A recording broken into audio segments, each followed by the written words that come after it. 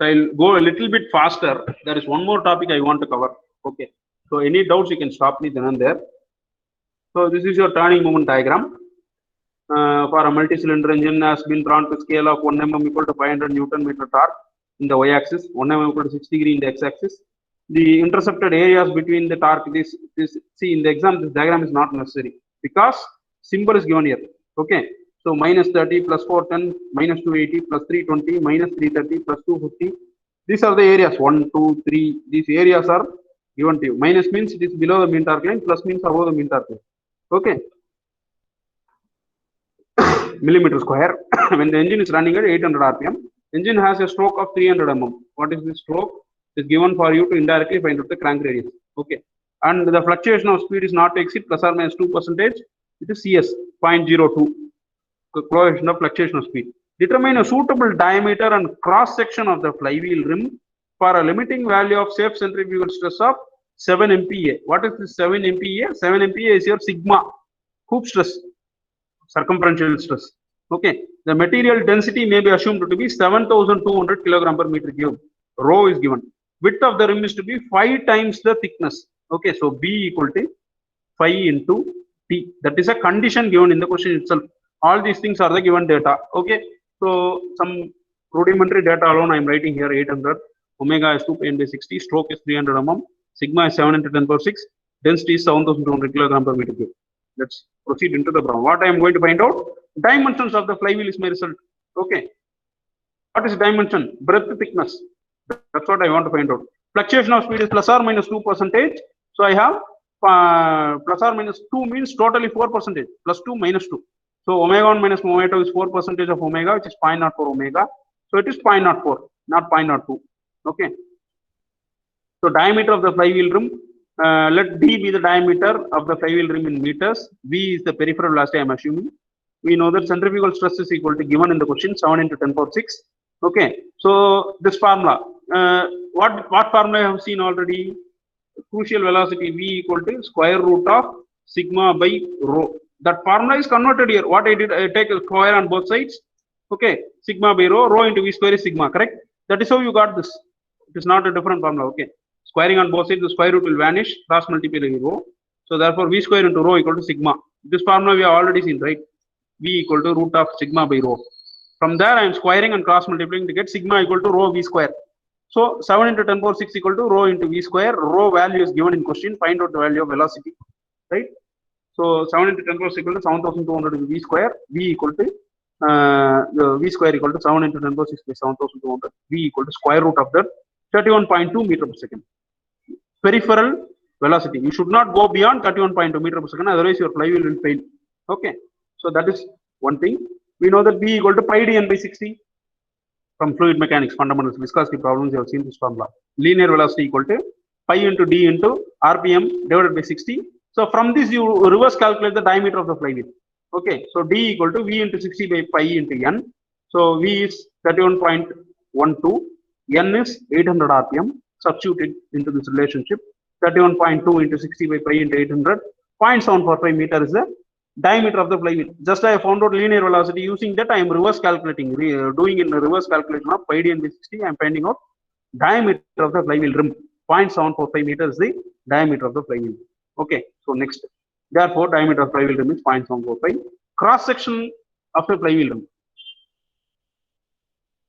So T equal to flywheel rim in thickness in meters.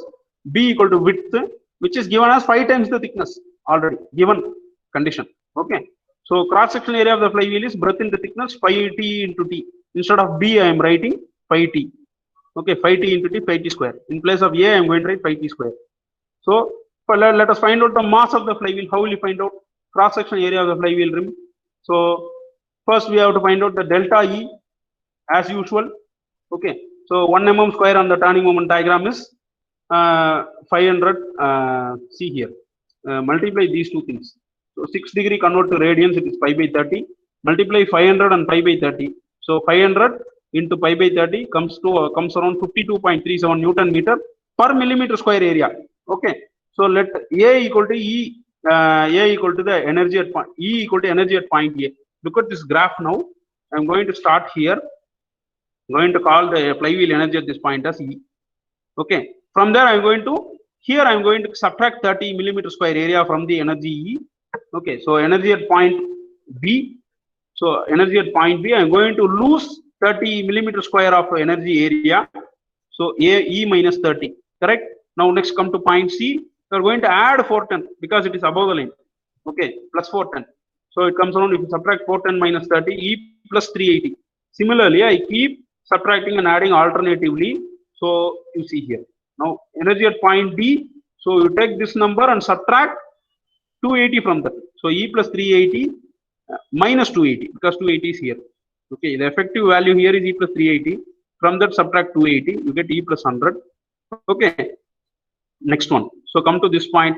So E plus 100 plus 320. So it will be E plus 420.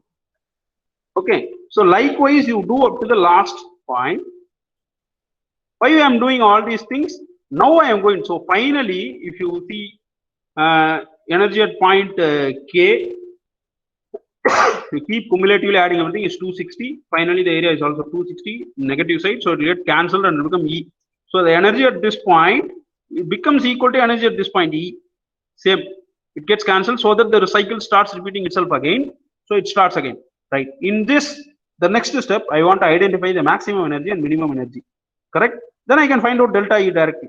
Okay, so maximum energy is E plus 420. Look at all the numbers. E plus 100, E plus 380, E plus 420, E plus 90, E plus 340. In all the things, which is the largest number, E plus 420 is the largest number. Smallest number, E minus 30.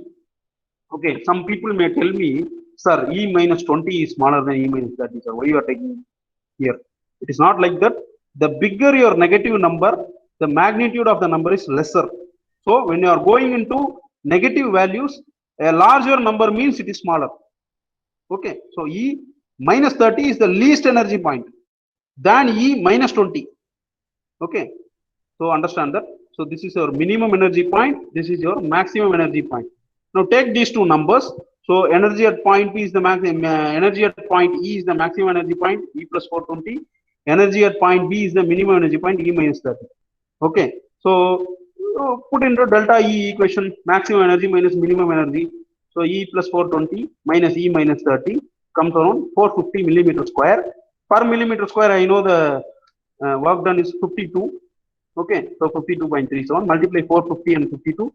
We'll get maximum fluctuation energy 23.566. This is exactly similar to what we have done earlier. Now from this, I know it is equal to mv square. Here in place of v square, you can have omega square also. V square also. Everything is same. Because what is V? Omega into R is constant. That constant can be eliminated. It is a proportional. So delta E equal to mv square CS.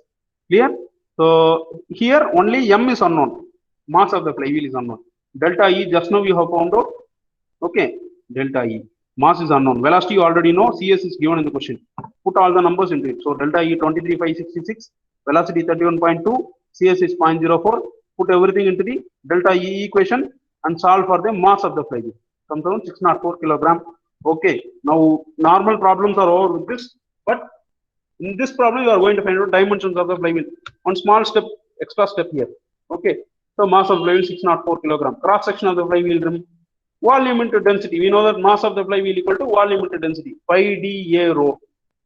Okay. So mass is 604, D is 0.745.